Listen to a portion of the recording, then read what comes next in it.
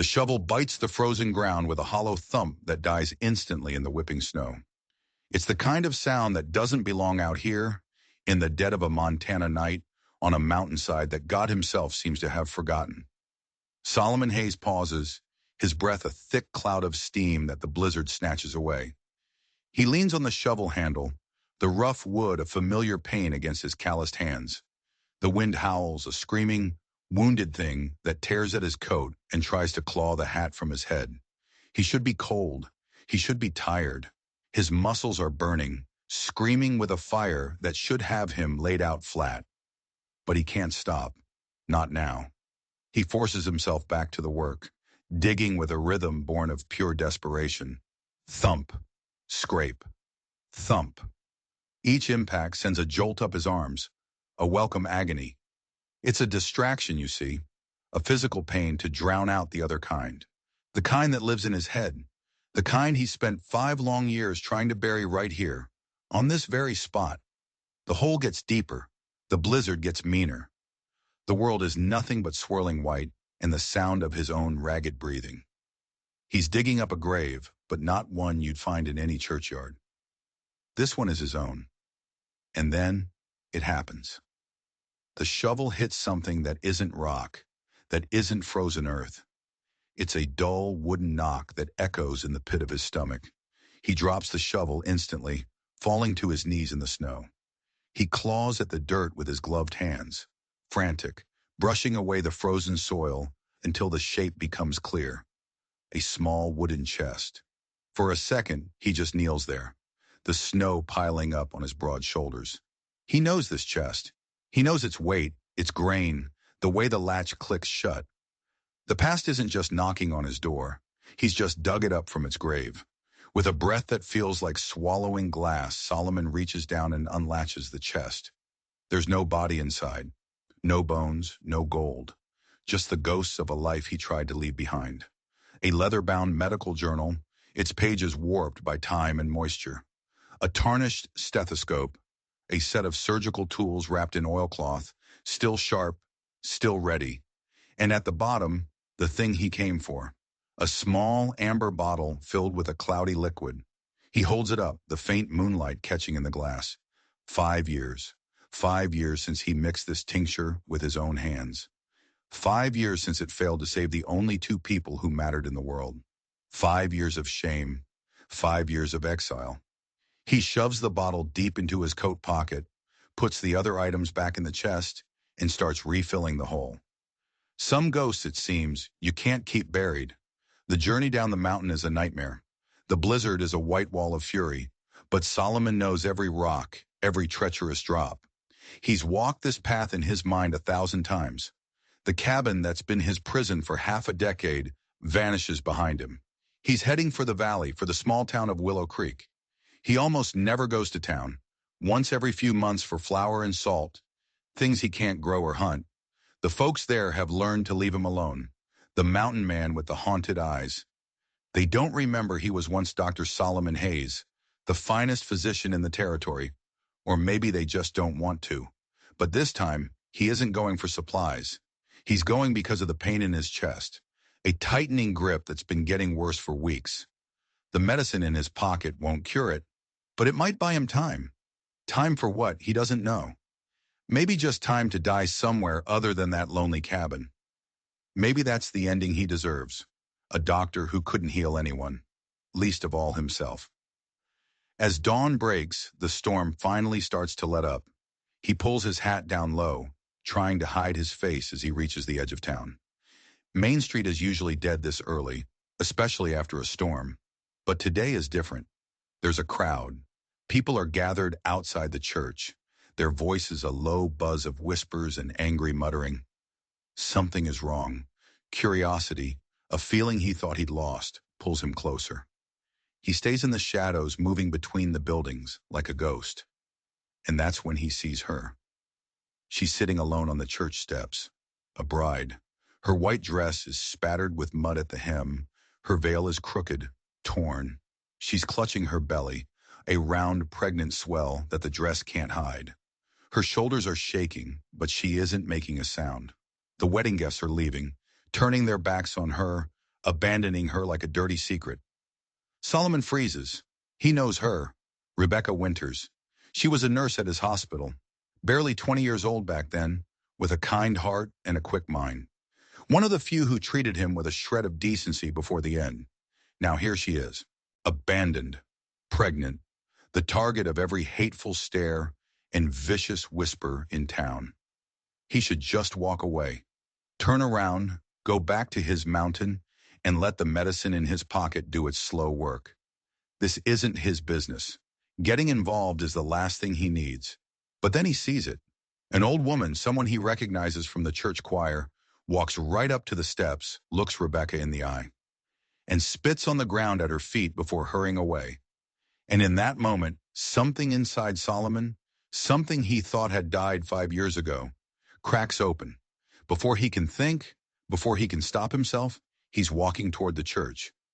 Rebecca doesn't see him at first. Her face is buried in her hands. It's only when his shadow falls over her that she looks up. Her eyes are red, swollen, but there's a fire in them, a defiance that hasn't been broken yet. "Come to stare too?" she asks, her voice raw. "Or are you here to offer some fake pity before you walk away like the rest of them?" Solomon doesn't say a word. He just takes off his hat. He lets her see his face, lets the years of grief and isolation show. He watches her eyes widen, watches the recognition dawn, followed by pure, unfiltered shock. "Dr. Hayes," she whispers, like she's seen a ghost. He just nods, the title feeling like a borrowed coat that doesn't fit anymore. "Miss Winters." She tries to pull herself together, wiping her tears away, the nurse in her automatically trying to regain composure in front of her old boss. Then she remembers where she is, who she is now, and a fresh wave of shame washes over her. "You should go," she says, her voice barely a whisper. "Being seen with me won't help your reputation." A bitter, humorless smile touches Solomon's lips. "I don't think my reputation can get any worse." He studies her now, really looks at her. The belly, the cheap but clean dress, the torn veil. It looks like it was yanked, pulled hard. He doesn't have to ask. He already knows. "Dr. Blackwood?" he asks, and the name feels like poison in his mouth. Rebecca's face hardens into a mask of stone. Harrison decided he couldn't possibly marry a woman who was carrying another man's child. She says the words like she's reciting a line she was forced to memorize, a lie that tastes like ash. Solomon knows the name Harrison Blackwood all too well. Blackwood was his student, his protege, an ambitious kid who showed up in Willow Creek right before the scarlet fever hit, right before Solomon's world fell apart. Now Blackwood has his old job, his old life, and apparently he was supposed to have Rebecca too. "Is there anyone who can take you home?" Solomon asks, his voice softer than he intended. Rebecca lets out a laugh that's completely empty. "My father threw me out this morning. As for friends," she gestures at the empty churchyard, at the backs of the people walking away. "You can see for yourself how many of those I have left." The snow starts to fall again, soft, gentle flakes that land on her hair and eyelashes. She shivers. The thin dress is no match for the cold. This is it. This is his chance to walk away. He has his own pain, his own ghosts. He came to town to get medicine for his failing heart, not to pick up another broken person. But as he looks at her, alone on those steps, he doesn't just see Rebecca Winters. He sees his own loneliness staring back at him. He sees the same judgment that drove him up the mountain. He sees his wife's face, terrified and alone in her final hours. He steps closer. The snow crunches under his boots, his fingers, calloused and rough. The same fingers that once performed the most delicate surgeries, gently reach out and lift the torn veil from her face. "I don't care if the child isn't mine," he says, and his voice is as steady and solid as the mountain behind them. "If you'll have me, you won't be left alone again." Rebecca just stares at him. The despair in her eyes is replaced by utter confusion. "What? What are you saying?" "Marry me," Solomon says. "It's that simple. Come with me, up the mountain. It's not much, but it's safe, for you and for the child." For a long, long moment, she's silent. She searches his face, looking for a trick, a joke, some hidden, cruel motive. But she doesn't find one. All she finds is a pain that matches her own. Why? She whispers. Why would you do this? He doesn't have a good answer. Is it pity? Loneliness? A desperate last-ditch shot at redemption? Maybe it's all of those things. Or maybe it's just one broken soul recognizing another. Because no one, he says, deserves to be abandoned. Before she can answer, a new sound cuts through the air. Laughter, mean and drunk. Three men are leaning against the hitching post outside the saloon. Ranch hands. Solomon recognizes one of them. Well, looky here, one of them shouts, his voice slurring. The crazy mountain man's come down to pick up the good doctor's leftovers. Solomon's jaw clenches so hard his teeth ache, but he doesn't turn. He doesn't give them the satisfaction. Ignore them, he murmurs to Rebecca. He offers her his hand. Come on. She hesitates for only a second. Then her small hand slips into his.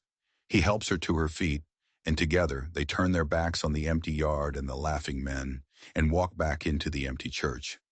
Inside, the Reverend Johnson is tidying up, clearly thinking his work for the day is done.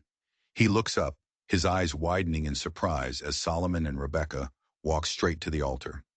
Marry us, Solomon says. There's no preamble, no request. It's a command. The Reverend's jaw drops. Mr. Hayes, I don't think... Marry us, Solomon repeats, and there's a tone in his voice that leaves no room for argument. Rebecca stands beside him, her hands still gripping his, her face a storm of disbelief and something that looks dangerously like hope. The Reverend looks from Solomon to Rebecca's belly to the door, as if he's expecting someone to jump out and call it all a joke. But Solomon's face is carved from stone. The old man lets out a long, weary sigh. Very well, he says, opening his Bible again with trembling, weathered hands. The ceremony is a blur. There's no music, no flowers, no friends. Just two broken people in an empty church, a reluctant reverend, and the silent judgment of the stained glass saints. When it comes time for the ring, Solomon pulls a simple silver band from his own finger. He hasn't taken it off in 5 years. Not once. He slides it onto Rebecca's hand, and he feels her tremble. I now pronounce you man and wife, the Reverend says, and the finality of it hangs in the silent air. He closes the Bible with a soft thud. May God have mercy on you both. Solomon isn't sure if that last part is in the book, or if the Reverend just added it for them. It feels right either way. But just as they turn to leave, the church doors burst open. It's the three men from the saloon. They swagger in, drunk and mean, their faces twisted into ugly smirks. Well now, the leader says, a big man with a sour smell of whiskey on his breath. Ain't this a sight? A shotgun wedding. But nobody brought a shotgun. He cackles at his own joke. His friends join in. Solomon moves, putting himself between them and Rebecca. His hand drops instinctively to the hunting knife on his belt. Move, he says. The word is quiet, but it's as sharp as the blade itself. The leader just smirks, taking a step closer. Or what, Doc? You gonna cut me open? Like you did all them folks back during the fever? The words are meant to hurt. 5 years ago, they would have crippled him. Now he just feels a dull, familiar ache. Last warning, he says. The air in the church is stretched tight, ready to snap. Rebecca's fingers dig into his arm. He can feel her fear. The leader opens his mouth to say something else, something ugly, but the church doors slam open again. Hard. This time it's a woman's voice that cuts through the tension, a voice like ice and steel. That is quite enough, Mr. Daniels. Everyone freezes.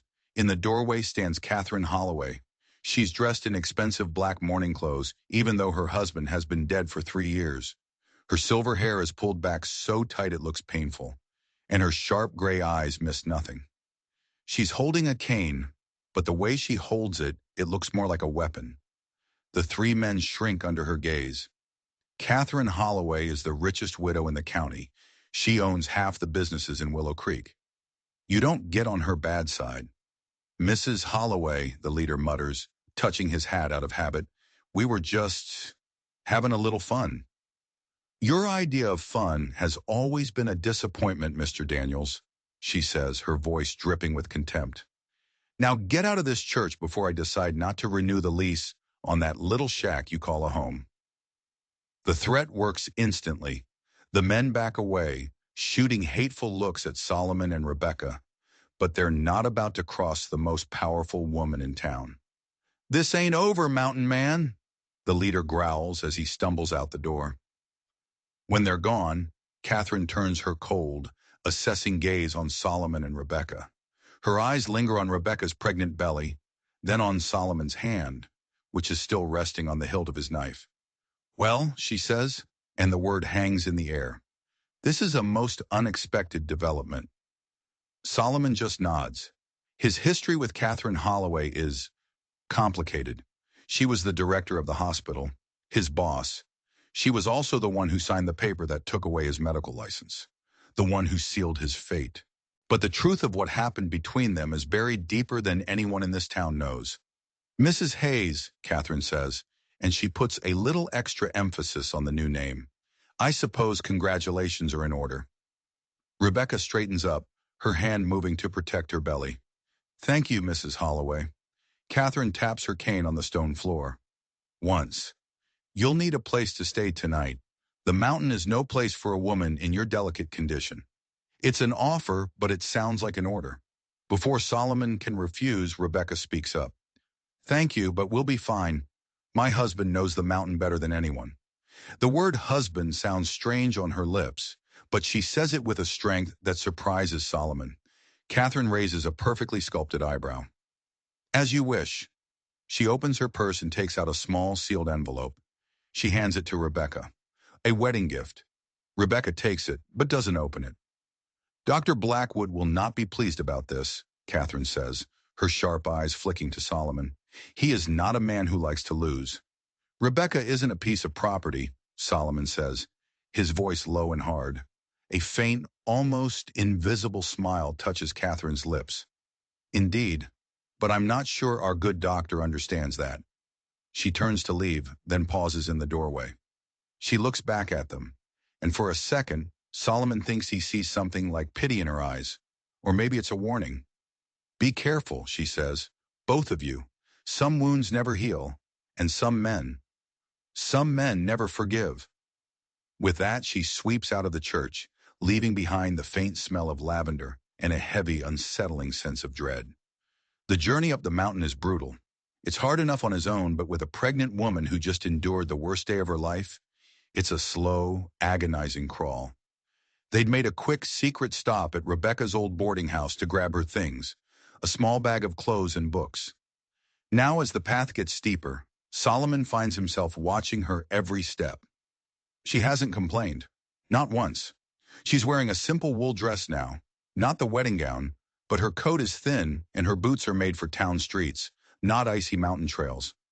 He can hear her breathing, short, sharp gasps of effort. We can rest, he says, stopping to look back at her. She just shakes her head, her face set with a determination that seems almost impossible. I'm fine. How much further? An hour, maybe a little more at this pace. She nods and keeps climbing, one hand pressed to the small of her back, the other grabbing onto trees for balance. He's impressed. He expected tears, complaints. He expected a fragile town girl. But Rebecca has a core of pure steel. As they climb higher, the world gets quiet. The sounds of the town fade away, replaced by the crunch of their boots in the snow and the whisper of the wind through the pines. This is the isolation he wanted, the barrier he built between himself and the world, and now he's bringing the world back up the mountain with him. It feels strange, wrong almost. Why did you really do it? Rebecca asked, her voice cutting through the silence. He glances at her. How much of the truth can he give her? How much can he even admit to himself? I told you, no one deserves... You told me no one deserves to be abandoned, she interrupts, not letting him off the hook. But there's more to it than that. You've been alone up here for 5 years. Why suddenly take on a pregnant woman and a child that isn't even yours? The question hangs between them in the cold, thin air. He doesn't have an answer. Not a simple one, anyway. He keeps walking, his eyes on the trail trying to put words to the chaos in his own head. I had a wife, he finally says, and the words feel like dragging stones up from the bottom of a well. And a son. During the fever, I was at the hospital. I was so busy trying to save everyone else. I wasn't there for them, not when they needed me. He hears her stumble slightly behind him, then catch herself. I remember, she says softly. I'm so sorry, Dr. Hayes. He just nods, not looking back. When I saw you, he says, trying to explain the impossible, on those steps, alone. He can't finish. He doesn't know how. You saw a chance to make things right, she finishes for him. Atonement. Oh, it's not exactly right. It's more selfish than that. He didn't just see her on those steps. He saw himself. He saw his own failure. And maybe, just maybe, by saving her, he thought he could save some small, broken piece of himself. The cabin's just ahead, he says instead, pointing toward a thin curl of smoke rising through the trees. As they get closer, he sees the cabin through her eyes for the first time. It's not a home. It's a hermit's shack, built of rough logs and stone. One single room, barely any furniture. It's sturdy, but it's not a place you bring a wife, especially not a new one. It's not much, he says, the words feeling completely inadequate. It's sturdy, she replies, her gaze taking in the solid build, the well-stacked firewood. And it looks warm. Right now, that's all that matters. He pushes the heavy wooden door open and steps aside, letting her go in first. The inside is just as he left it. Simple, organized. A big stone fireplace dominates one wall, a low fire still glowing from the embers he'd banked that morning. A narrow bed covered in furs is tucked in the far corner. A table, 2 chairs, and shelves. The shelves are lined with books, jars of preserved food, and medical texts from his old life. Rebecca goes straight to the fire, holding her frozen hands out to the warmth. He watches her for a second, then gets busy himself, adding a log to the fire, putting a pot of water on to heat. You take the bed, he says, his back to her. I'll make a pallet on the floor. That's not necessary, she starts to say. We're married, we can... It's necessary, he cuts her off, his voice sharper than he meant it to be. He softens his tone. This isn't a real marriage, Rebecca. We both know that. I offered you my name. Protection for you and the child, that's all. She's quiet for a long time. When he finally turns around, she's watching him with an expression he can't quite figure out. It's not anger. It's not disappointment. It's something else. Something knowing. Of course, she says finally. Thank you for making that clear. An awkward silence fills the small cabin, broken only by the crackle of the fire. He clears his throat. Are you hungry? I have stew. She just nods, seeming grateful to change the subject. They eat in near silence. He watches her as she moves around the small space. She explores his shelves, her fingers tracing the spines of his old medical books. She pauses at a small shelf near his bed. It holds the few personal things he kept. A small wooden horse his son carved, a tarnished pocket watch that belonged to his father, and a small frame photograph turned face down. He watches her, and he feels a strange mix of emotions. Annoyance that she's invading his space, his carefully constructed solitude, and a tiny surprising flicker of relief. Relief at not being completely alone anymore. After they eat, she insists on washing the few dishes. If I'm going to live here, she says, her tone leaving no room for argument, I'll do my part. I'm pregnant, not an invalid. He lets her. He watches her move with a quiet efficiency that reminds him of the nurse she used to be. There's a strength in her, a practical, no-nonsense core that he's starting to see as her true nature. The vulnerable girl on the church steps was just a temporary version of Rebecca Winters. This is the real one. Night falls fast in the mountains. A deep, bone-aching cold settles in. He builds up the fire, then lays out the furs and blankets for his pallet on the floor. Rebecca changes behind a makeshift screen he puts up for her. He can see her silhouette through the thin fabric, the perfect curve of her pregnant belly. He looks away, feeling a sudden, sharp awareness of just how small this cabin is, how close they are. Good night, Dr. Hayes, she says. her voice soft as she climbs into the bed and pulls the furs up to her chin. Solomon, he corrects her, his back still turned. Just Solomon. He hears the smile in her voice when she replies, "Good night, Solomon." He lies on his pallet, staring up at the dark, rough-hewn beams of the ceiling. He can hear her soft, even breathing as she falls asleep. But sleep won't come for him. The pain in his chest is back, a dull, constant pressure that makes every breath feel like a deliberate effort. He knows he needs to take the medicine, the stuff he dug up from its grave, but he doesn't want to, not in front of her. He doesn't want her to see his weakness. But what if the pain gets worse? What if he just doesn't wake up? He rescued her from being abandoned, only to abandon her himself in the most final way possible. The irony is so bitter, it makes him want to laugh. Finally, the pain is too much. He gets up, moving as quietly as he can. He pulls the small amber bottle from his coat pocket. In the firelight, the liquid inside seems to glow. He measures out a dose into a cup of water, his hands moving with the practiced ease of a doctor. He drinks it down, the bitter taste familiar on his tongue. "What is that?" The voice startles him so badly he almost drops the cup. He spins around. Rebecca's sitting up in the bed, watching him. Her eyes are wide and alert. She wasn't asleep at all. "Medicine," he says, shoving the bottle back in his pocket. "For what?" "She's a nurse." He should have known she wouldn't just let it go. "It's nothing for you to worry about." She's not deterred. "If it affects your health, it affects me and the baby." She puts a hand on her belly, a silent reminder of the deal they've made. He sighs, running a hand through his tangled hair. "It's for my chest, a pain I get sometimes." "How long have you had it?" "A few months." She pushes the furs back and gets out of bed. She comes to stand in front of him. In her thin nightgown, with her hair loose around her shoulders, she should look vulnerable. But she doesn't. She looks like a professional. She looks like Nurse Winters. "Sit down," she says. It's a command. To his own surprise, he obeys. She places 2 fingers on his wrist, her touch light and clinical, checking his pulse.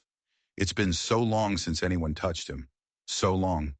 "Your heart rate is high," she says, her eyes focused, analytical. "And it's irregular." Her gaze lifts to meet his. It's sharp, knowing. "That medicine, it's digitalis, isn't it?" He's stunned.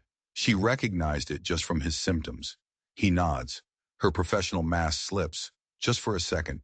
He sees a flash of real concern in her eyes. "Heart failure?" she asks, her voice soft.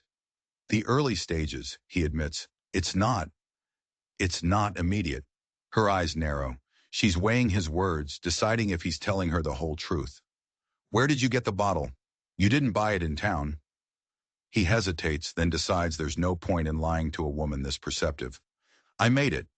Years ago. During the outbreak. I buried it." Understanding dawns on her face. "That's why you went to town? Not for supplies? You went to dig up your medicine?" He just nods, feeling exposed. "It's late. You should get some rest." She doesn't move. "Does anyone else know? About your heart?" "No, and I want to keep it that way." She studies him for a long moment, then slowly nods. "All right, but I need to know the dosage. I need to know what to do if—" She doesn't finish the sentence. She doesn't have to. "If you collapse, if you die." "I'll write it all down for you tomorrow," he promises, just wanting the conversation to be over. She seems to accept that. She turns to go back to the bed, but she only takes one step before she gasps, her hand flying to her belly. He's on his feet in an instant. "What is it? Is it the baby?" Her face relaxes, and a slow, beautiful smile spreads across her lips. "It's nothing bad. The baby is just kicking. Very hard." Without thinking, he reaches out. His hand hovers in the air between them, awkward and uncertain. She looks at his hand, then at his face, and then she takes his hand and places it gently on the curve of her stomach. For a second, there's nothing, and then he feels it, a solid, powerful push against his palm, a tiny, defiant life, making its presence known. Something shifts inside his chest, and it has nothing to do with his heart condition. He remembers this feeling. He remembers his wife, Hannah, taking his hand just like this, her eyes shining as they felt their son kick for the first time. The memory is so sharp, so painful, it steals his breath. Strong, he manages to murmur, pulling his hand away like he's been burned. Yes, she says, her eyes watching him, seeing far more than he wants her to. Let's hope she's like her mother. He just nods, desperate to retreat from this sudden, unexpected intimacy. You need to sleep. She goes back to the bed without another word, but he can feel her watching him as he banks the fire for the night. Later, lying on his pallet, he stares into the dying embers. The medicine is working, easing the physical pain in his chest, but it does nothing for the storm that's raging in his mind. What has he done? He brought this woman, this perceptive, pregnant nurse, into his life, into his carefully guarded solitude. He thought he was rescuing her, but maybe, just maybe, he's the one who's in over his head. In the bed, he sees the blankets move as the baby kicks again. A new life, a new responsibility. He closes his eyes. He made a choice on those church steps, a promise. And some promises, he's starting to realize, you can't break without breaking yourself. The nightmare always starts the same way. He's back in the hospital. The air is thick with the smell of sickness and fear. Every bed is full. Every corner of every hallway is crammed with cots, with bodies moaning, writhing, dying. Scarlet fever, a red tide of death sweeping through Willow Creek. He moves through the chaos, a ghost in a doctor's coat. His own skin feels hot. His head is pounding, but he can't stop. He has to save them. He has to find a cure. Nurses rush past, their faces a blur of exhaustion. In the dream, just like it was in real life, he knows what's coming. He tries to turn away. He tries to run. But his feet are made of lead, dragging him forward down the long hallway toward the corner room, toward the bed where his wife and son are lying. Hannah looks up as he approaches. She's still beautiful. The fever hasn't taken her yet. You came, she whispers, reaching for his hand. 4-year-old William is asleep beside her, his little chest rising and falling way too fast. He tries to speak, to warn them, but the words are stuck in his throat. He watches in frozen horror as another doctor approaches their bed. But it's not another doctor. It's Harrison Blackwood. In the dream, his face is twisted, smiling a cold, ugly smile. He has a syringe in his hand. The cure, doctor, Blackwood says, his voice a distorted hiss. Your miracle cure. He injects something into Hannah's arm, then into William's. Solomon tries to scream, tries to lunge at him, but he can't move. He can only watch as his wife and his son begin to convulse. He watches as the vicious red rash explodes across their skin. You killed them, Blackwood hisses, his face melting like wax. Your arrogance, your experiment, you killed them all. The words echo. The other patients rise from their beds like zombies, their faces rotted, their skeletal fingers all pointing at him. Murderer. Butcher. The chant gets louder and louder until it's a deafening roar. He falls to his knees, grabbing for Hannah. But when he looks down, it's not his wife he's holding. It's Rebecca. Her eyes are wide open, but they're empty, lifeless. Her pregnant belly is grotesquely swollen. No, he moans, the first sound he's been able to make. No, please, no. Solomon. The voice cuts through the nightmare. It's real. Solomon, wake up. You're having a nightmare. He jerks awake, gasping for air, his body drenched in a cold sweat. Rebecca is kneeling beside his pallet, holding a lamp. Her face is filled with concern. She's alive. She's real. He sits up, burying his face in his shaking hands. I'm sorry, he mutters. I didn't mean to wake you. You were calling out a name, she says softly. Emily. You kept saying, Emily, forgive me. He freezes. He closes his eyes. Her name, he says, his voice rough, was Hannah. Oh, Rebecca says, confused.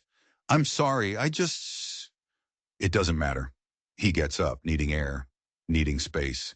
He goes to the window and stares out at the cold, star-filled sky. Do you have them often? She asks from across the room. The nightmares. Often enough, he replies, his voice flat. It's the fever, isn't it? She says, it's not a question. That's what you dream about. He just nods. He can feel her watching him. I was there, you know, she says after a long silence. At the hospital, during the worst of it. I just finished my training. They put me in the children's ward. He turns to look at her, surprised. I don't remember seeing you. A small, sad smile touches her lips. You wouldn't have. You were like a man possessed. You were trying to find a cure. You were trying to save everyone. I was just one of the nurses. She pauses and her hand goes to her own belly. So many of them didn't make it. The children. We did everything we could, but the guilt hits him again, a physical blow. Because of my treatment, he says, the words tasting like poison. No, she says, and her voice is surprisingly firm. That's not what I meant. The fever was a monster. Your treatment was a long shot, yes. It was experimental, but it was the only hope anyone had. He turns away from her, back to the window. He can't stand the look in her eyes, the way she's looking at him, without judgment, without blame.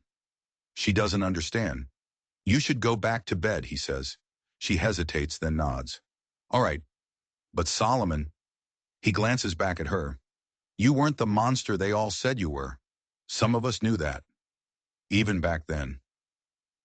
She slips back into the bed before he can respond, leaving him alone with her words and the ghosts they've stirred up. The next morning, an unspoken truce seems to settle between them. They don't talk about the nightmare. They don't talk about the past. Rebecca's up before him, making oatmeal with dried apples. I can cook for myself, he says, feeling awkward. She gives him a look that's half amused, half annoyed. Let's get something straight, Solomon. I'm not your guest, and I'm not your patient. If we're going to make this work, we're partners. I pull my weight.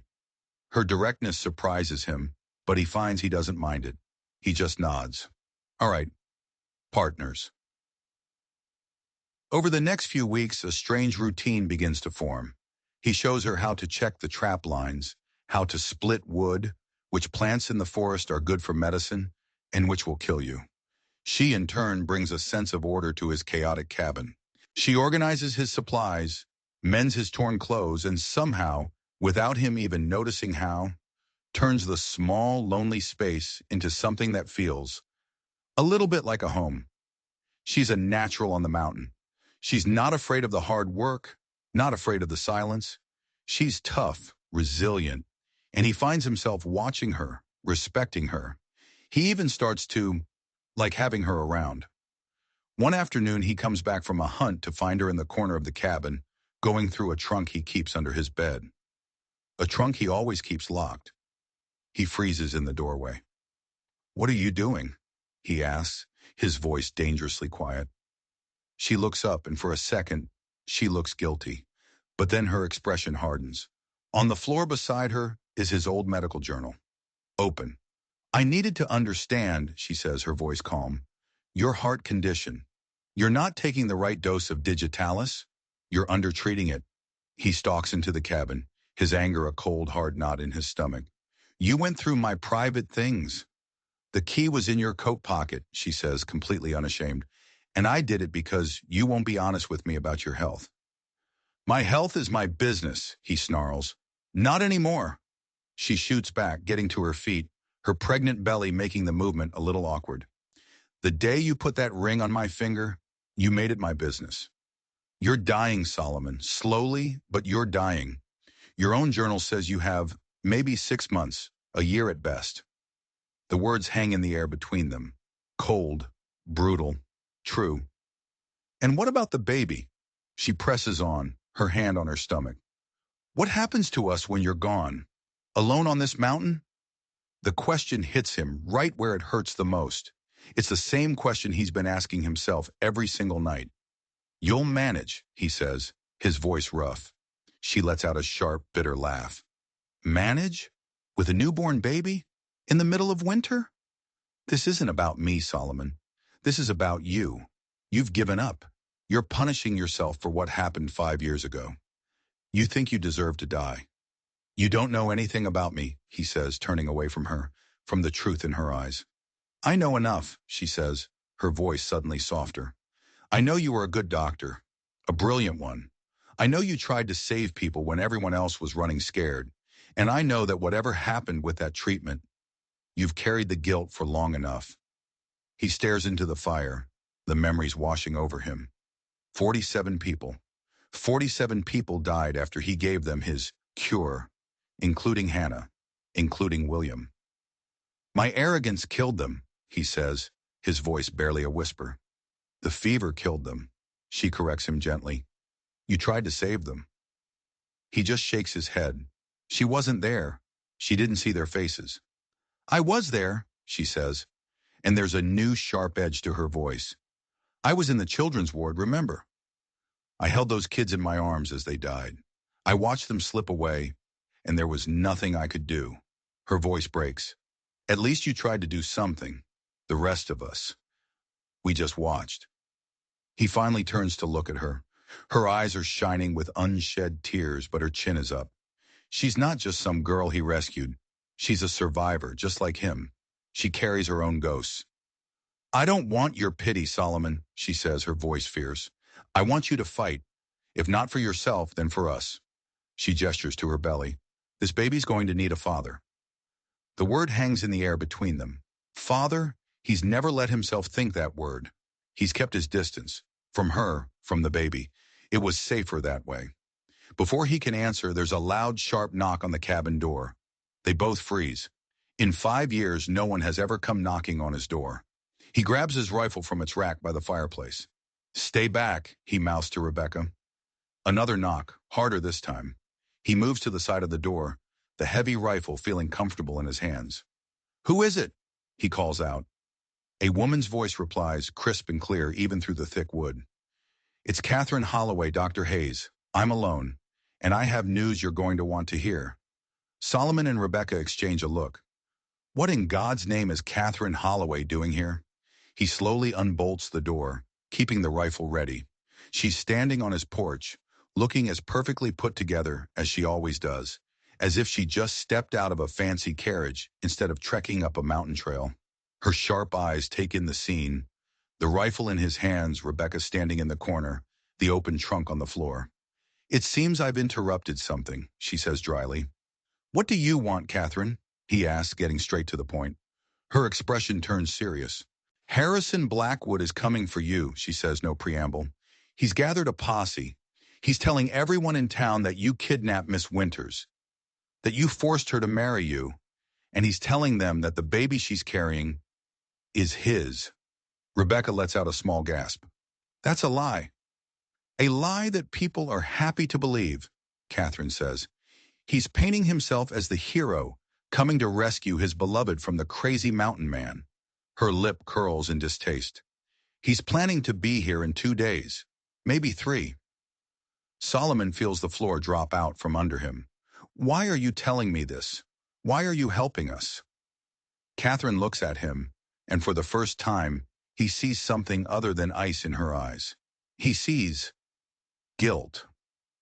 Because I owe you a debt, Dr. Hayes, a debt for what happened 5 years ago. What are you talking about? Your experimental treatment, she says, her voice low. The hospital board. We knew about it. We approved it. We were just as desperate as you were. But when it failed, when people started dying, when the town needed someone to blame, she trails off, her knuckles white as she grips her cane. We let you take the fall, all of it. It was easier that way. The confession hits him like a punch to the gut. All this time, all these years he thought he was alone in his guilt. But they knew. They all knew. And they watched him burn. Why tell me this now? He demands, his voice a low growl. Because Harrison Blackwood knows the truth too, she says. He was on the board. He was there. And he has more to lose than anyone if the real story ever comes out. What does he have to lose? Rebecca asks. Catherine's eyes are grim. His freedom. Dr. Hayes. The medicine you created. It was tampered with. After you prepared it, but before it was given to the patients. The active ingredients were diluted, replaced with useless saline solution. The world stops spinning. Solomon can't breathe. Diluted? It's not possible. He prepared every dose himself. It's true, Catherine insists. Blackwood did it. He had access to the pharmacy. He was secretly working on his own cure, a competing treatment. He couldn't let yours succeed. The implications crashed down on him, an avalanche of horror. If she's telling the truth, then his treatment might have worked. The deaths, Hannah, William, they might have been preventable. You're saying he murdered them, Solomon whispers, the words tasting like blood. My wife, my son. He murdered them for money. Yes, Catherine says, her voice filled with a cold fury, and I have proof. She reaches into her coat and pulls out a small leather-bound journal. My husband's diary. Edward suspected what Blackwood was doing. He started his own secret investigation. He was getting close to the truth when he had his riding accident. Solomon stares at the journal, his mind reeling. Everything he thought he knew about his past, about his failure, was a lie. A carefully constructed lie, built on a foundation of greed and murder. What do we do? Rebecca asks, her voice pulling him back to the present. You leave, Catherine says. Tonight. I have a hunting lodge miles from here. It's hidden, well-stocked. Blackwood will never find it. You can hide there, while I use this journal to go to the territorial marshal. With your testimony, we can finally expose Blackwood for the monster he is. Solomon looks at Rebecca, at her swollen belly, at the fear and determination in her eyes. Then he looks at the journal in Catherine's hand. Hiding isn't enough. Not anymore. We'll go to the lodge, he says, his voice hard as iron. But we're not going to hide. We're going to plan. We're going to get ready because when Blackwood comes, we're not going to be the ones running. A sharp knock echoes through the cabin. Solomon and Rebecca exchange a startled look. Visitors were unheard of, unwanted. He grabs his rifle, motioning for her to stay back as he moves toward the door, every nerve on high alert. Another, more insistent knock. He positions himself to the side, rifle ready. Who's there? He calls out, his voice a low growl. It's Catherine Holloway, Dr. Hayes, the familiar, icy voice replies. I'm alone. I have news you need to hear. He unlatches the door, revealing Catherine standing on his porch, looking as impeccable as ever. Her sharp eyes dart around the cabin, taking in every detail before settling on Rebecca. Mrs. Hayes, she greets with a slight nod. You're looking, well. Mrs. Holloway, Rebecca replies, her hand instinctively going to her belly. What news brings you all the way up here? Solomon asks, cutting through the pleasantries. Catherine's face is grim. Dr. Blackwood is gathering men, she states flatly. He's telling everyone you kidnapped Rebecca, that the child is his. He's painting himself as a hero coming to her rescue. Rebecca pales. That's not true. We were married in the church. A marriage with no witnesses, Catherine points out, is easily dismissed as coercion. He plans to be here in 2, maybe 3 days. Solomon's mind races, trapped. Why are you helping us, Catherine? After everything. Her composure cracks for just a second, revealing a deep ancient guilt. Because I owe you a debt. The experimental treatment during the fever. The hospital board knew. We approved it. We were desperate. But when it failed, when the town screamed for blood, we let you take all the blame. It was cowardly. It was wrong. The confession hangs in the air, a truth he'd suspected but never dared to believe. He wasn't just a failure. He was a scapegoat. Why now? He demands, the old anger, a bitter taste in his mouth. Because Blackwood knows the truth too, she says, and he was more than just a bystander. Dr. Hayes. Your treatment didn't fail. It was sabotaged. The floor seems to drop away from beneath him. Blackwood tampered with it, Catherine continues, her voice low and furious. He diluted the doses, replacing the active compounds with inert substances. He was developing his own, competing treatment and couldn't afford for yours to succeed. The horror of it is suffocating. His treatment, it might have worked. Hannah, William, they might have lived. He murdered them, Solomon whispers, the realization a physical blow.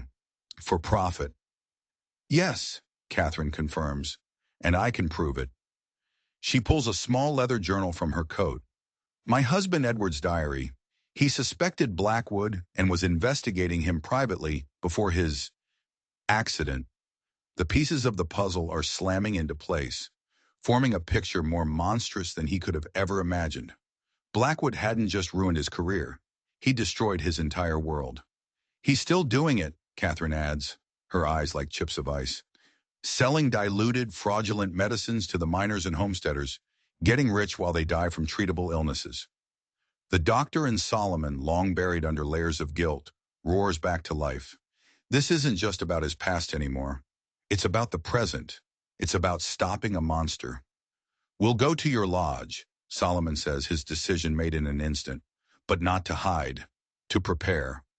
He looks at Rebecca, who nods, her face set with a grim resolve. When do we leave? Tonight, Catherine says.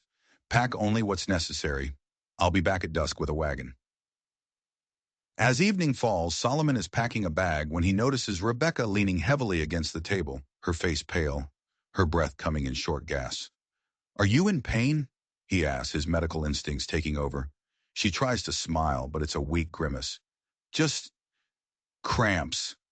The baby's been active. He studies her, his physician's eye seeing more than she's telling him. Rebecca, are you having contractions?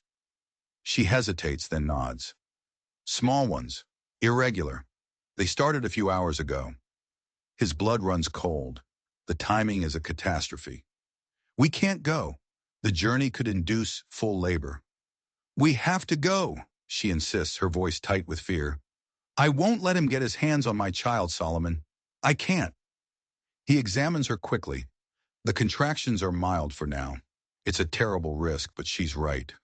Staying is a death sentence. All right, he says. We go, but you tell me the second they get worse. As they wait for Catherine, a question that's been nagging at him surfaces. Rebecca, what did you find out about Blackwood? What made him turn on you? Her face clouds over. I was working closely with him, she says softly. I started noticing things. Medicines that didn't work. Patients who should have recovered but didn't. I started keeping my own records. And he found out. She nods, a bitter smile on her lips. He caught me. But instead of firing me, he charmed me. He started courting me, telling everyone how brilliant I was. I thought I could use our engagement to get closer to his records, to find definitive proof. It was a stupid, dangerous game. What changed? Her hand goes to her belly. I got pregnant, she whispers. When I told him, he was furious. He accused me of trying to trap him. Then he saw his opportunity to ruin me, to discredit anything I might ever say against him. The cold, calculated cruelty of it is breathtaking. He didn't just abandon her. He orchestrated her complete destruction to cover his tracks. And now he wants the child, not out of love, but as leverage, a way to guarantee her silence forever. A protective fury unlike anything he's felt in years surges through Solomon. He will not touch either of you, he vows, his voice a low growl. I promise. The sound of an approaching wagon cuts through the night. Catherine has arrived. It's time to go. The journey down the mountain is a tense, jolting nightmare. The old logging road is barely a path, and every bump and rut sends a fresh wave of pain through Rebecca. She sits between Solomon and Catherine, her face a pale mask in the moonlight, her hands clenched tight against the contractions she refuses to speak of. After 3 hours, her gasp is too sharp to ignore. They're coming faster, she admits, her voice strained. At that exact moment, Catherine tenses.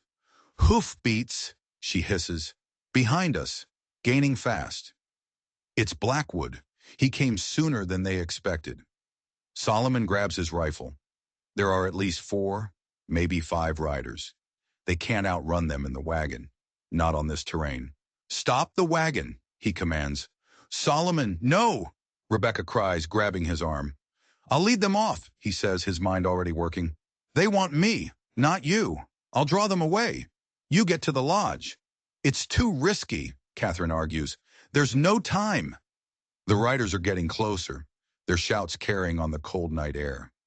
He looks at Rebecca, sees the terror in her eyes, and knows there's no other choice. Catherine brings the wagon to a skidding halt. Take this, she says, pressing a heavy pistol into his hand. 2 miles ahead, past the stream, look for 3 lightning-struck pines.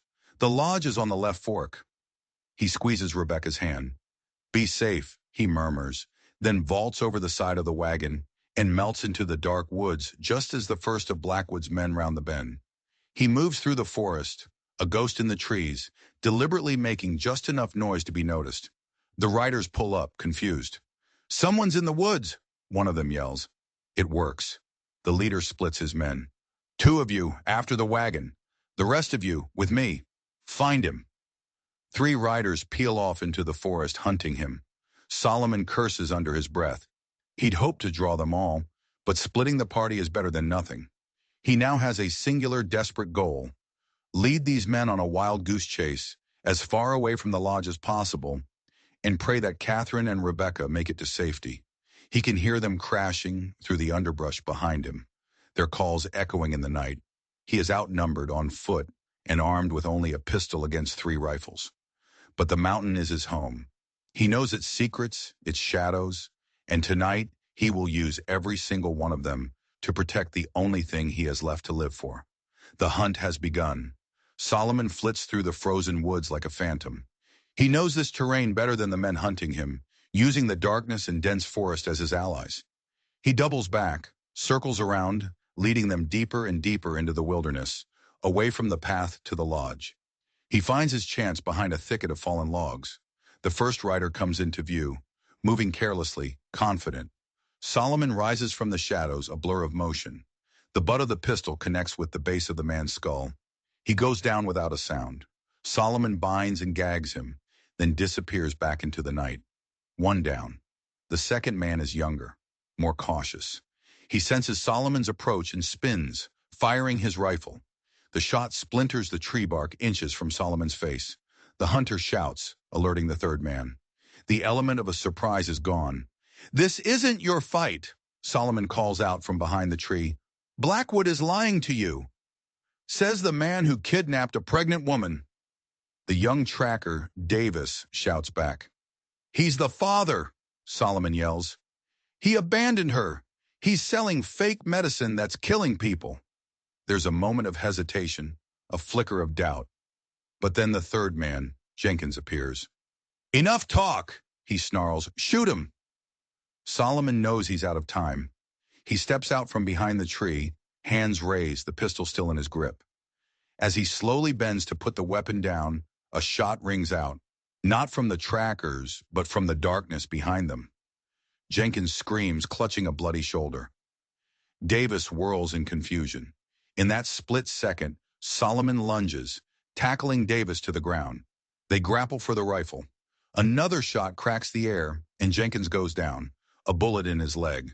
Solomon wrenches the rifle free and scrambles back, aiming it at Davis. From the trees, a figure emerges. It's not Catherine. It's Sheriff Dawson. Mrs. Holloway figured you could use a hand, Hayes, the sheriff says, his face grim, though it looks like you had it covered. Solomon is stunned. Dawson was one of the men who ran him out of town. What are you doing here?